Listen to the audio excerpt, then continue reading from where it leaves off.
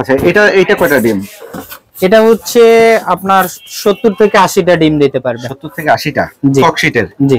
আচ্ছা, এখানে কত ওয়াট বাল্ব ব্যবহার করতে পারবো আমরা? এটা 60 ওয়াট ব্যবহার করতে পারবেন। আচ্ছা, এটা কুলিং ফ্যানও লাগানো আছে। জি। তাপমাত্রা কন্ট্রোলার থাকবে, আর্দ্রতা মিটার এবং চার্জারের ফ্যানটা চলবে। আচ্ছা, এইটা যদি শক্তভাবে আঘাত না লাগে সেক্ষেত্রে তো 5-10 বছর ব্যবহার করা যায়। অনায়াসে ব্যবহার করতে পারবে, কারণ এটা একটু হালকা জায়গায় রাখলে, যেসব জায়গা শুষ্ক জায়গা কোনো সমস্যা হবে না, তো অনেকদিন ব্যবহার করা যাবে। এটার প্রাইস কিরকম থাকে ভাই? এটা মাত্র 1500 টাকা। 1500 টাকা। জি। আচ্ছা, বাড়িতে 10-12টা 15টা 20টা মুরগি থাকলে তো এইটা দিয়েই যথেষ্ট। না, সে ব্যবহার করতে পারে।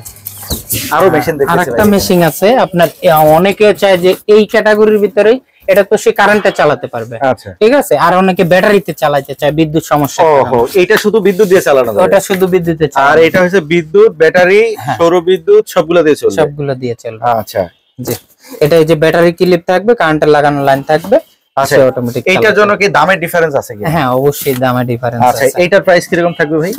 এটার প্রাইস থাকবে 2000 টাকা। 2000 টাকা? জি। কারণ এটা 1500। 1500। আচ্ছা। কারণ হচ্ছে আপনার ফ্যান 2টা লাগে, ডিসি লাইট লাগে এবং রিলে লাগে। অটোমেটিক কারেন্ট চলে গেলে আপনার ব্যাটারিতে চলবে, আবার কারেন্ট যখন আসবে অটোমেটিক কারেন্টে চলবে। আচ্ছা। এগুলো করতে আমাদের খরচ হয় এবং আমরা এই যে ডিসি করার জন্য আলাদা আরেকটা কন্ট্রোলার ব্যবহার করতে হয়, সেক্ষেত্রে এটার দামটা বেশি আসে। আচ্ছা, তো 2000 টাকা এটা পড়ছে। আচ্ছা, 2000 টাকা কম দামের মধ্যে এরকম মেশিন দিয়ে তো অনেক ডিম ফুটানো যাবে। 70 থেকে 80টা ওইটা ফুটাইতে পারবে। 70 থেকে 80টা ডিম মানে অনেক ডিম। আচ্ছা, এখানে কোয়েল পাখি ডিমও তো দেয়া যাবে? হ্যাঁ, কোয়েল পাখি এটা প্রায় 200-250 ডিম দিতে পারবে। 2 থেকে 250? জি। অনেক ডিম।